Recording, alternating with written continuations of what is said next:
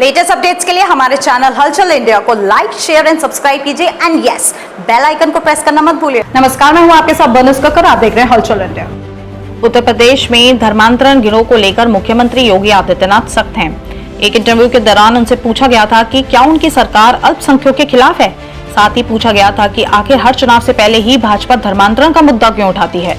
इस पर मुख्यमंत्री ने जवाब देते हुए कहा कि लव जिहाद के खिलाफ कानून चुनाव से काफी पहले ही बना दिया गया था।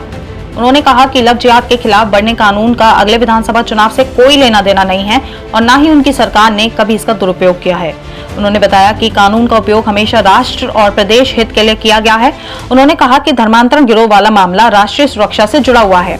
उन्होंने गाजियाबाद के डासना स्थित शिव शक्ति धाम में हिंदू नाम के साथ अपराधियों के घुसने का मुद्दा उठाया। उन्होंने ध्यान दिलाया कि कैसे उनके पास से सर्जिकल ब्लेड निकले थे। उन्होंने बताया कि मौलाना मोहम्मद उमर गौतम ने बाटला हाउस से देश भर में धर्मांतरण का नेटवर्क फैलाया। उन्होंने इसकी पुष्टि की कि विदेश से फंडिंग लेकर धर्मांतरण कराया जा रहा है। उन्होंने कहा कि ये मूक बधिर बच्चों को इसलिए निशाना बनाया जाता है क्योंकि वो सॉफ्ट टारगेट होते हैं। उन्होंने बताया कि घर के भीतर घुसपैठ करके परिवार को धर्मांतरण कराना इन लोगों का काम था। मुख्यमंत्री योगी आदित्यनाथ ने कहा कि बच्चों को जिहादी बनाया जाता है, जिसका इस्तेमाल धार्मिक स्थलों पर आस्था पर चोट करने और वीवीआईपी सुरक्षा की सेंध लगाने में किया जाता है। हमारे पास इसके पूरे प्रमाण हैं। यह राष्ट्रीय सुरक्षा से खिलवाड़ करने का पूरा काम है, सिर्फ धर्मांतरण का नहीं है। सरकार ने जबरन धर्मांतरण और इसके गिरोह का पर्दाफाश करने के लिए अपने 500 से अधिक अधिकारियों की एक टीम लगा रखी है। राम मंदिर के मुद्दे पर भी योगी आदित्यनाथ ने याद किया कि देश की स्वतंत्रता के बाद ही राम मंदिर मुद्दे का समाधान हो सकता था, लेकिन ऐसा नहीं होने दिया गया। उन्होंने कहा कि कुछ लोग ऐसे थे जो इस मुद्दे को हमेशा जागृत रखना चाहते थे। उन्होंने पूछा कि विवाद को बरकरार रखने वाले लोग कैसे इसका समाधान को स्वीकार कर सकते हैं। जब उन्हें कोई मुद्दा नहीं मिला तो उन्होंने राम मंदिर पर प्रहार करना शुरू कर दिया है। उन्होंने राम मंदिर ट्रस्ट पर लगे आरोपों को नकारते हुए कहा कि इसका सत्य से कोई लेना देना नहीं है। वहीं कोरोना के मुद्दे पर उन्होंने कहा कि 24 से 25 करोड़ की जनसंख्या में से एक एक मौत दुखद है। उन्होंने महाराष्ट्र से उत्तर प्रदेश की तुलना की, जहां 1.22 लाख लोगों की मौत हुई, जबकि यूपी में 22.6 हजार लोगों की कोरोना के कारण मौत हुई, जबकि महाराष्ट्र की जनसंख्या यूपी की आधी से भी कम है। मुख्यमंत्री योगी आदित्यनाथ ने आंकड़ों का हवाला देते हुए पूछा कि किस राज्य का कोरोना को लेकर प्रबंधन अच्छा रहा। उन्होंने दिल्ली के मुख्यमंत्री अरविंद केजरीवाल द्वारा ऑक्सीजन की सप्लाई को लेकर की गई राजनीति पर भी निशाना साधा। उन्होंने याद दिलाया कि कैसे ऑडिट के बाद सामने आया कि ऑक्सीजन की सप्लाई में बड़ा घपला हुआ है। उन्होंने विश्वास जताया कि 2022 विधानसभा चुनाव में भाजपा यूपी में 300 से अधिक सीटें जीतेगी। जो कानून बनाए, जो एक्ट बनाए हैं, यह चुनाव के बहुत पहले बना लिए हैं। दूसरा, हम लोगों ने इस कानून को कहीं दुरुपयोग नहीं किया। प्रदेश के हित में और देश के हित में जहां उपयोग करना था वहां उपयोग कर भी रहे हैं। जो अभी तात्कालिक महत्व से जुड़ा हुआ एक मुद्दा सामने आया है, देखिए, ये केवल धर्मांतरण का मुद्दा नहीं है। ये राष्ट्रीय सुरक्षा के पर एक बहुत बड़ी सेंध लगाने का षड्यंत्र का हिस्सा है। मैं इस बात को पूरी जिम्मेदारी के साथ कह रहा हूं। इसकी आड़ में देखिए, घटना कहां से होती है। गाजियाबाद में एक आश्रम में 2 लड़के जाते हैं वहां पर एक संत से मिलने के लिए। उन्होंने बाहर रजिस्टर में जब सुरक्षा कर्मियों ने उनसे पूछा कि नाम अपना बताइए, तो उन्होंने हिंदू नाम बताए। छद्म नाम से वे घुसपैठ करना चाहते हैं। उनकी तलाशी ली गई तो कोई असला नहीं बरामद हुआ, लेकिन उनके जेब में एक सर्जिकल ब्लेड जरूर मिला।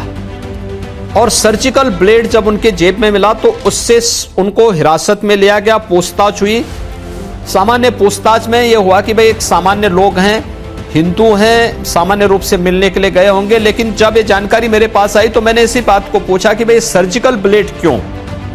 क्योंकि सर्जिकल ब्लेड ऑपरेशन थिएटर में उपयोग होता है और ऑपरेशन थिएटर में इतना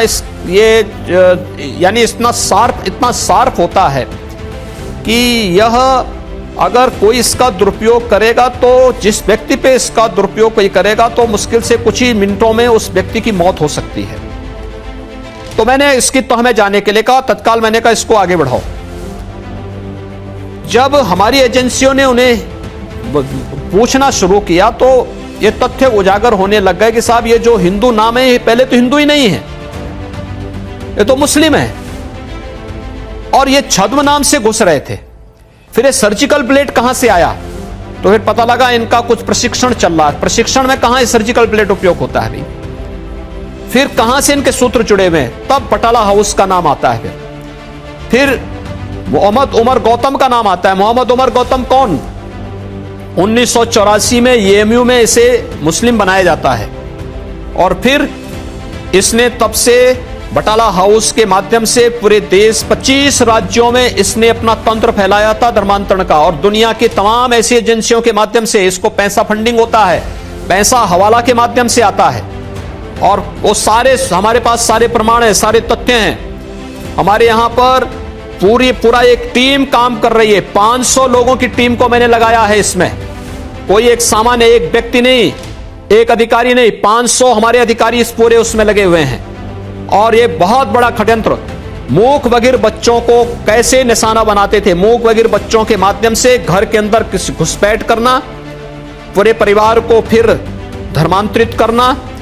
मैसेजेस भी, क्योंकि एक मूक बधिर बच्चा ना सुन सकता है ना बोल सकता है, उसके मैसेज व्हाट्सएप के माध्यम से उन्हें ट्रेनिंग दी जाती थी। व्हाट्सएप के मैसेज आप नहीं पढ़ सकते, मैं नहीं पढ़ सकता हूं, हम विशेष साइबर एक्सपर्ट ही उन मैसेजेस को निकाल सकता, उसके माध्यम से चीजें हो रही थी। और फिर उन बच्चों को इतना जिहादी बना देना कि उनको सुसाइड स्क्वाड के रूप में महत्वपूर्ण केंद्रों पर हमला करने के लिए उनका इस्तेमाल करना, आस्था के केंद्रों पर हमला करने में उनका इस्तेमाल करना, वीवीआईपी पे हमला करने के लिए उनका इस्तेमाल था। उस बड़े षड्यंत्र को हम लोगों ने पर्दाफाश किया है। हम इसकी तह में जा रहे हैं, हमारे पास पूरे प्रमाण हैं। ये केवल धर्मांतरण तक सीमित मुद्दा नहीं है, राष्ट्रीय सुरक्षा के साथ खिलवाड़ करने की एक बहुत बड़ी साजिश का हिस्सा है। और इसमें दूध का दूध, पानी का पानी हम देश के सामने लेकर के आएंगे। खबरों का सिलसिला जारी रहेगा, देखते रहिए हलचल।